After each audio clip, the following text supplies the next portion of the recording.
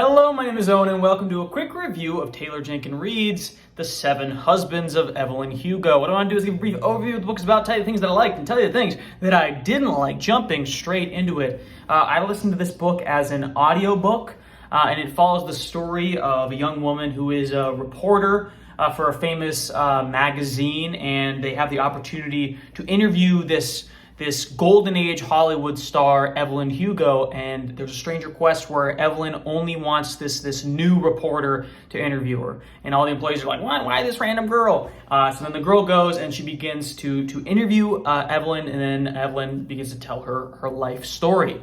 So this is kind of a uniquely structured book, and I think that's one of the things, jumping into things that I liked about it, was this structure. So we follow this reporter character as she's like going through her work, whatever, dealing with her boss and like dealing, why does this movie star, this extraordinarily famous person want to talk to me?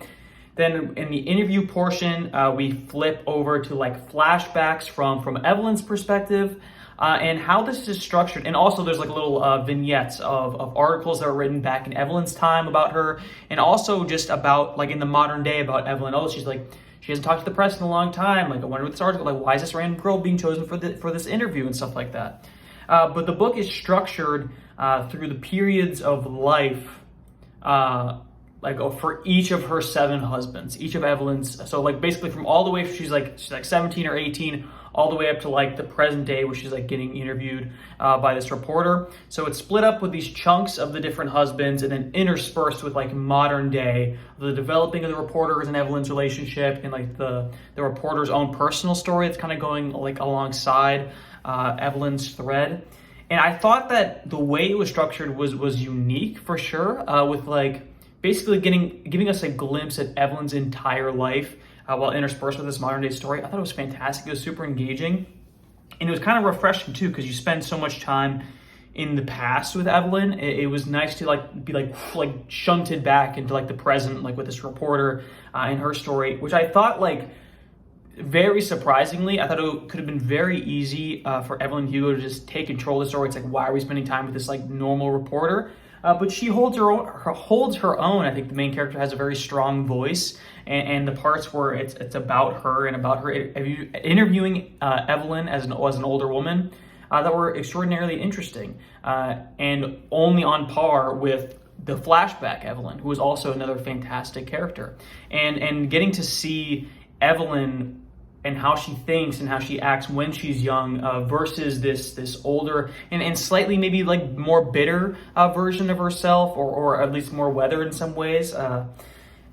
Like the difference is there, but you start to like respect Evelyn as older, as you like get to learn like what she's been through in her life. Because I feel like when you first meet her, she's like, oh, like she's like mean, she's very brusque, she's like, she knows what she wants, and she's been famous for her whole life. So it's like, this reporter's like gonna do what I want essentially. And then while that's like annoying to the reporter, it's annoying kind of the reader. It's like, oh, like, well, she's kind of rude, right? But as you see her life story, you realize like that's her personality, that's a part of her charm. And there's a lot of like great lines about the reporter talking about Evelyn, where she's like, nobody's good or bad, right? So someone in between, and is like, Evelyn Hugo is the epitome of good and bad. Like she's not all bad, she's not all good, and that's why she's like amazing, and that's why she's so incredible. And another one of my favorite things about this book, which I thought was extraordinarily interesting, is it's almost like meta in some ways in terms of like the title of the book, I would say, and just like the way that it's structured, centered around her husbands. And I don't want to spoil like why it's so interesting, but really like when you start reading this book, you think it's like, they talk about, oh, like it's interesting how the most, like Evelyn Hugo was like famous, like an incredibly famous actress, like one of the most famous people in the world, all throughout the golden age of Hollywood. But everyone now just talks about how she had seven husbands. Like, how isn't it so weird that she has seven husbands? But it's really about Evelyn, right? But through the guise of the men in her life, or through like the framing of the men in her life, which like was interesting reading it, and it makes you think, it's like, oh, that's kind of like a weird thing that you would frame her life through the men that she had in her life. But it's on purpose, and Taylor Jenkins Reid definitely knew what she was doing when naming the book that, and because it's also like you would assume that's what the article, that's what like the piece is going to be titled as well. So it's kind of like a in-world piece of literature, if that makes sense. But it's very interesting, and the payoff is so good, I think, with that thread and how the story develops. There are some twists in there. There are like some things I didn't expect, and the relationships that are at like the crux of the story, like the most important ones, really come out of nowhere. If you don't really know anything like about the book, it's like, all right, about her 7 husbands, and then like one of the first questions we put is like, which one did you love the most? And like the answer is really at the crux of the whole story, right? But it's unique, and it's not the way that doesn't play out the way that you think it does. And I thought it paid off really well. And like, not to spoil it, but the last line in the book, poetry. It paid off so well. And I just think, if you can't tell, I really liked the book. I thought it was fantastic. It was an easy listen rather. It's about 12 hours long audiobook, but I was totally engrossed. And one of the most immersive things about this story is her like tone and like theme and like setting placement. I really felt like I was immersed in this golden age of Hollywood time, which I think is like, especially in literature, I haven't read much in that time period about like these studio owned actresses and actors, where it's like the studio, it's not like let's get this actor for this movie. It's like, no, like you're a salaried employee who's a famous actor, and you will make this many movies for us, and we have control over your entire career.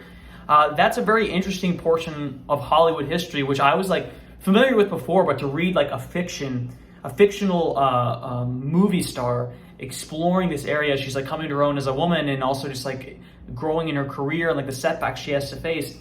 It's a very fascinating time in history in America, especially in this film industry. So that, coupled with like Evelyn Hugo being such a fascinating character and her story being so interesting, it really paired well, because kind of like I said earlier, and the reporter comments on this, like Evelyn Hugo is a unique character. She's not one thing, she's not another thing. She's always like herself, you know? Pretty deep. But she's extraordinarily fun to read as a character, and like I said, the reporter character and her storyline I also felt tied in extraordinarily well thematically, and the payoffs for her storyline as well. I just had a grand old time. I really enjoyed it. I thought it was super solid. And like I said in my weekly update video, I started reading Daisy Jones and the Six. I actually finished Daisy Jones and the Six. I'm on a Taylor Jenkins Reid spree, and I think this is a fantastic book, and I highly recommend it to everyone, because it wasn't just entertaining, it had that emotional depth that I'm looking for in a lot of these books, which I think is like the most important thing I should say in this review. I feel like it has that emotional core, and it hit me in all the right spots, and that's like really what takes for me like a good book versus a great book.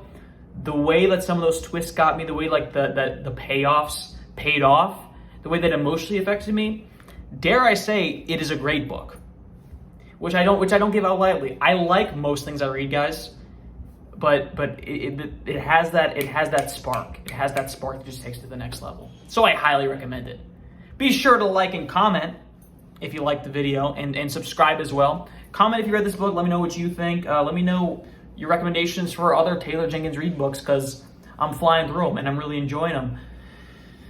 That's all I got for you guys. Expect that Daisy Jones review in the next week or so, and I'll keep on reading. Thanks for sticking around.